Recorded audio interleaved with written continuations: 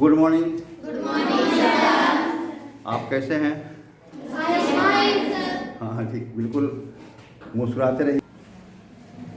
जरा अपना फेस दिखाइए, स्माइलिंग फेस दिखाइए आप लोग अपना। हमेशा खुश रहो, हमेशा खुश रहेंगे। जब हम खुश रहेंगे तो सारा काम मेरा अच्छा होगा।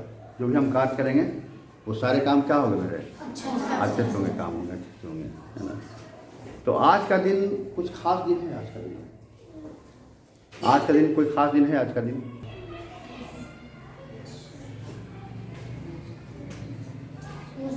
क्या खास दिन है? श्रीनिवास रामानुजन का नाम सुने हैं? महान गणितज्ञ थे, भारतीय थे और महान गणितज्ञ थे। मद्रास के रहने वाले थे वो। आज हम उनका दिवस मनाएंगे, ठीक है। आज हम उनका दिवस मनाएंगे, उनके बारे में हम जानेंगे कि वे कौन थे। और इतना तो पता है सबको कि वे महान गणितज्ञ थे। हमारे देश में बहुत गणितज्ञ पैदा हुए ना। अच्छा, एक गणितज्ञ का नाम बताइए तो। आर्यभट्ट। गुड। आर्यभट्ट भी बहुत महान गणितज्ञ थे। और उनका जन्म कहाँ हुआ था? आर्यभट्ट का भारत में जन्म हुआ था, ठीक है। तो उन पर तो हम बराबर चर्चा करते हैं। आर्यभट्ट पर भी हम अलग से विशेष चर्चा करेंगे। और आज हम लोग श्रीनिवास रामानुजन के बारे में हम लोग पढ़ेंगे। आज आप कहाँ बैठे हुए हैं? स्मार्ट क्लास में बैठे हुए हैं। इस क्लास में देखिए, यहाँ पर है ना, इस क्लास में देखिए, जरा नजर डालिए, देखिए क्या है वो? Smart TV. हाँ, स्मार्ट टीवी। गुड, है ना। स्मार्ट टीवी लगा हुआ है ना। और आज हम उनके बारे में, उन पर डॉक्यूमेंट्री फिल्म बहुत सारी बनी हुई है। उनका जीवन वृत्त जो है वो कैसे उनका जन्म हुआ, कहाँ जन्म हुआ और किस तरह से वो पढ़ाई लिखाई किए, और पढ़ाई करने के बाद फिर किस तरह से वर्क किए, कार्य किए, उसको आज हम टेलीविज़न पर हम देखेंगे, समझेंगे। लेकिन थोड़ा पहले ज़रा हमको ये कहते हैं कि थोड़ा गणित पर चर्चा हो जाए। गणित बहुत ही महत्वपूर्ण विषय है ना। और गणित का ज़रूरत हर विषय में पड़ता है। और गणित एक ऐसा विषय है कि हम सुबह जागते से लेकर के सोते तक उसकी आवश्यकता पड़ती है ना। गणित की कैसे पड़ती है? नींद टूटी, इतना बजा, 6 बज गया, 6 क्या है? गणित का 6, ठीक है ना। फिर आप उठे, स्नान करने गए, फ्रेश होने गए, फ्रेश होकर के फिर क्या हुआ? नाश्ता करने बैठे। कितना रोटी खाया? 3 रोटी। 3 क्या है? गणित है, गणित है ना। 3 क्या गणित है? कितना रोटी खाया? 10 रोटी खाए। 10 क्या गणित है। मम्मी कितना रोटी बना रही है? कितना रोटी बनाई? हाँ, तो 15 रोटी बनाई पूरे परिवार के लिए। 15 क्या है? गणित है कि नहीं? अब फिर आगे बढ़िए। फिर आज स्कूल जाना है हमको। कितना बजे? 9 बजे। 9 क्या है? गणित है। 9 बजे हमको स्कूल पहुँचना है। 9 बजे हमको विद्यालय पहुँचना है। तो उसके लिए हमको निकलना पड़ेगा घर से। अपने घर का विद्यालय की दूरी के हिसाब से निकलना पड़ेगा। और पहले आधा घंटा पहले, अगर मेरा घर ज़्यादा दूरी पर है तो हम 1 घंटा पहले निकलेंगे ना। तो कितना बजे निकलेंगे? 9:30 में। 9 क्या है? गणित है। 30 क्या है? गणित है। 9:30 मतलब पूरा दिन भर आपको गणित का आवश्यकता पड़ेगा, है ना। अब कितना बज गया? हाँ, इतना बज गया। अब घंटी पड़ेगी। किताब ले जाएंगे। कितना किताब ले जाएंगे? आज 5 ही किताब ले जाते हैं, है ना।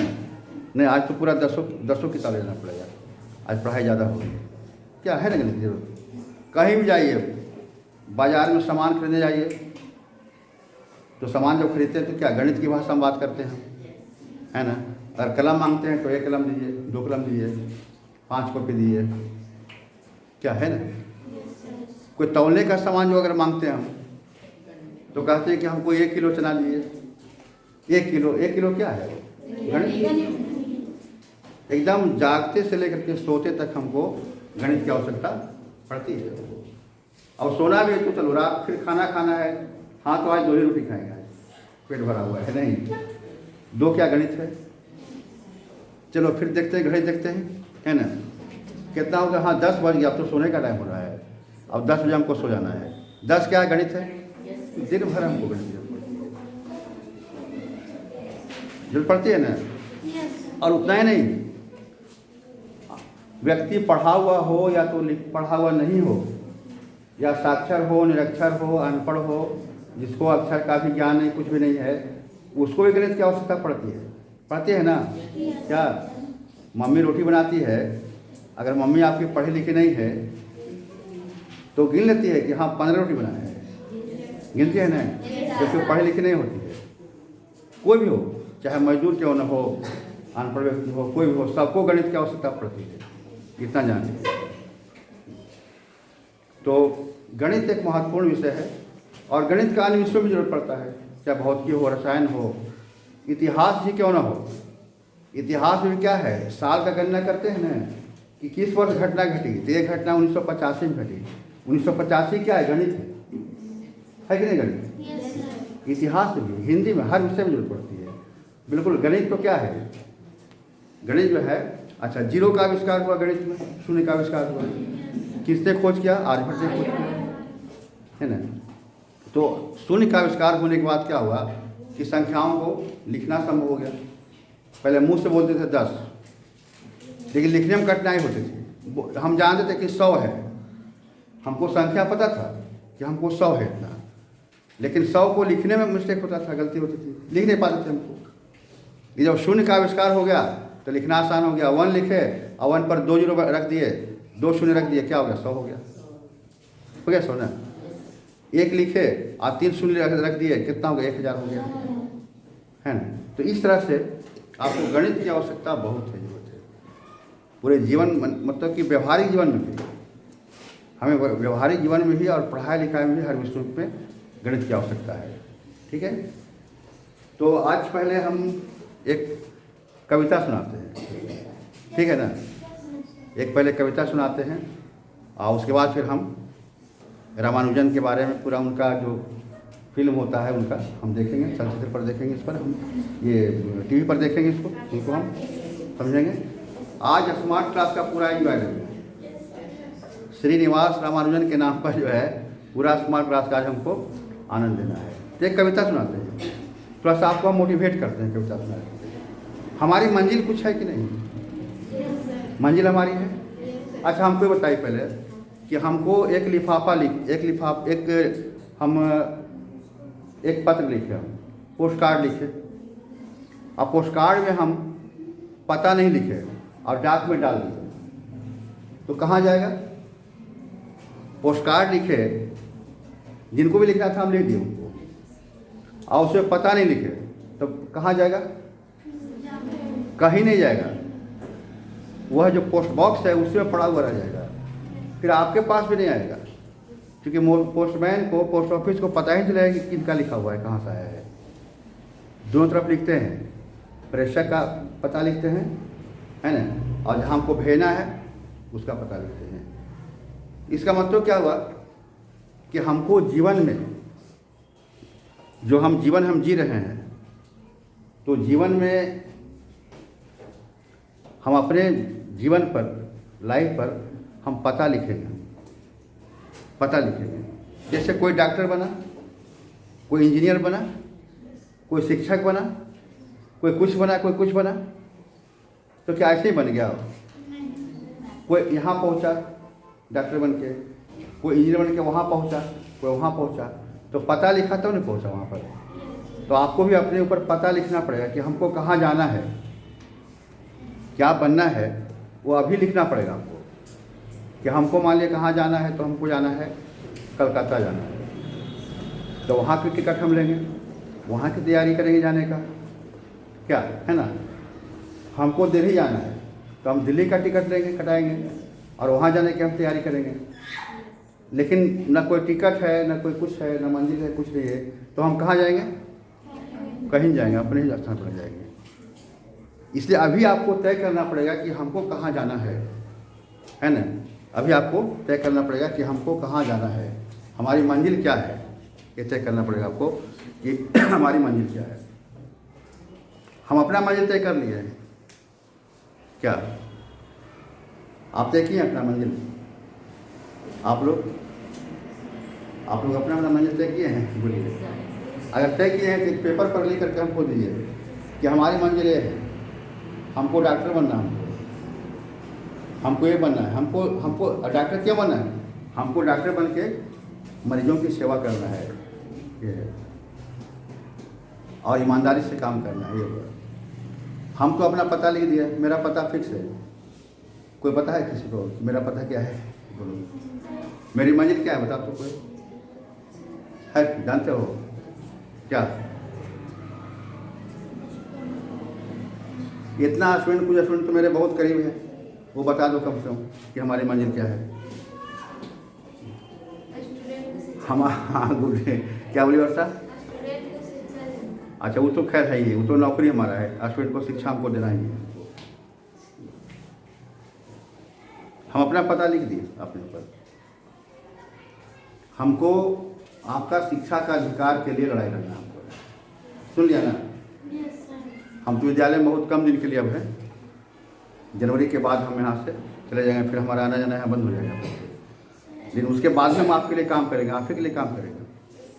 आपका शिक्षा का जो अधिकार है ना, उसी को दिलाने के लिए, पूरा अधिकार दिलाने के लिए हम काम करेंगे। यही हमारी मंजिल है, और हमारा कोई मंजिल नहीं, कुछ हमको न डॉक्टर बनना, न इंजीनियर बनना, पहले से ही मंजिल हमारा ही था। ये शुरू से ही मेरा यही मंजिल रहा कि हम शिक्षा पर काम करेंगे, और आप लोग के लिए हम काम करेंगे शिक्षा पर। आप जहाँ रहेंगे आप हमको देखते रहेंगे।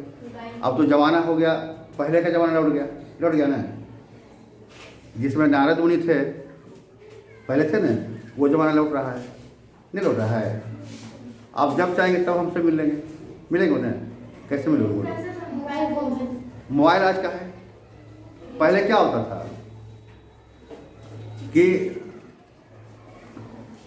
ये नारद मुनि को याद किया, और नारद मुनि को याद किया, नारद मुनि दूसरे लोक में है, चंद्र लोक में है, कोई दूसरे लोक में है, और वहाँ से सामने प्रकट हो जाते हैं। नहीं है ऐसा है कि सुने कि नहीं? ऐसा धर्मशास्त्र ग्रंथों में सुने होंगे कि नारद मुनि प्रकट हो गए, एकदम तुरंत आ गए, प्रकट हो गए सामने। तो आज भी एक प्रकट हो गए, क्या है कि नहीं? आज मोबाइल में जो है उसको टच कीजिएगा, वहाँ पर व्हाट्सएप पर या मैसेंजर पर का जो वीडियो है, हमारा नंबर लगाइएगा, वहाँ टच कीजिएगा, हम वहाँ पर प्रकट हो जाएंगे, वहाँ पर नहीं हो जाएंगे, प्रकट हो जाएंगे। जिससे पहले नारद मुनि प्रकट हो जाते थे। कोई भी देवी देवता पहले क्या था, कोई भी देवी देवता क्या हुआ, उनको याद किया एकदम मन से और प्रकट हो गए सामने। आज वही बात है, आज हमारे पास एक डिवाइस है, ये डिवाइस के माध्यम से क्या होगा, आप जब चाहें तब हमको प्रकट करवा लीजिएगा, हम आपके बस में हैं। होता है ना, भगवान क्या होते हैं? भगवान अपने भक्त के बस में होते हैं ना बस में। भगवान का जो है अपने भक्तों के सामने कुछ चलता नहीं होता, कोई चारा नहीं चलता है। ठीक उसी तरह से मेरा भी जो है ना आपके सामने कोई चारा मेरा नहीं चलता है मेरा, हम आपके बस में हैं, जब चाहिए तब हमसे संपर्क के लिए प्रकट करवा देंगे। ठीक है तो चलिए हम, लेकिन एक बात है कि जो हमारी मंजिल है, उस मंजिल पर हम अकेले नहीं पहुंच सकते, उस मंजिल को हम अकेले तय नहीं कर सकते, उसमें आपको साथ देना है। साथ देने का मतलब ये नहीं हुआ कि आप हमारे साथ रहिए, जहाँ है वहीं से हमको मदद कीजिए। आप जहाँ पर हैं, जिस ग्राम में हैं, जिस टोले में, वहीं से आप हमको साथ दे सकते हैं। ठीक है ना, वहीं सब दे सकते हैं। पहला क्या साथ देना आपको है? पहला देना क्या है कि आपको ईमानदारी से पढ़ना है, ये हुआ पहला साथ देना, है ना। सबसे पहले साथ देना क्या हुआ हमारा? ईमानदारी से पढ़ना। और टोला मोहल्ला में भी छात्रों को, अपने फ्रेंड्स को पढ़ने के लिए उसको जागरूक करना, क्या है ना, ये मेरा साथ देना हुआ।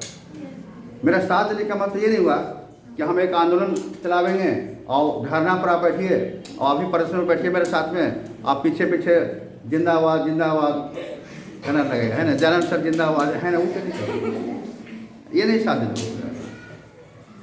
मेरा साथ देने का मतलब है कि आप खुद पढ़िए ईमानदारी से, और आसपास को भी पढ़ने के लिए जागरूक कीजिए।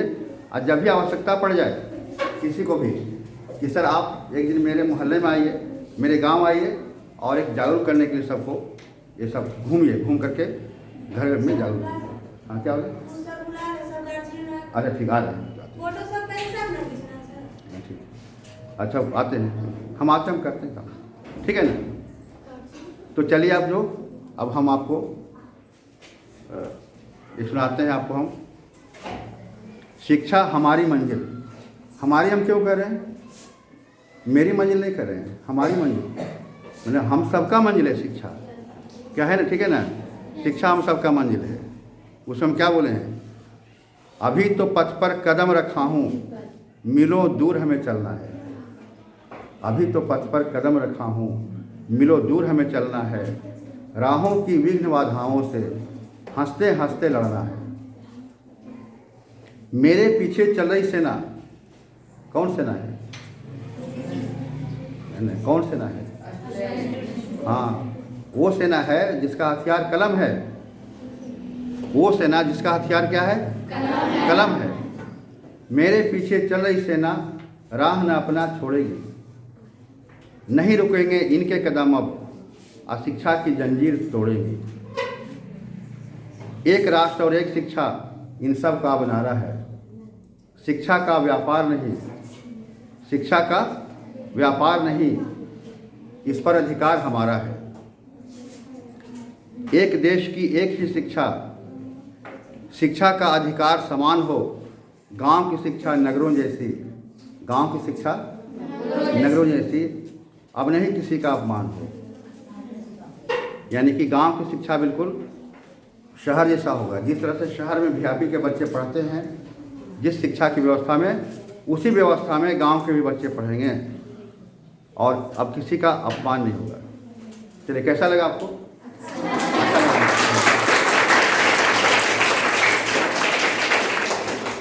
ठीक है, तो हमारा आंदोलन कलम से होगा, स्टार्ट होगा, है ना। अब सुने हैं ना गाना, पढ़ा लिखा बबुआ कलमिए में जान हुआ है। ठीक है, धन्यवाद, बहुत धन्यवाद। ठीक है, अब थोड़ा सा आपसे हम अलग होते हैं।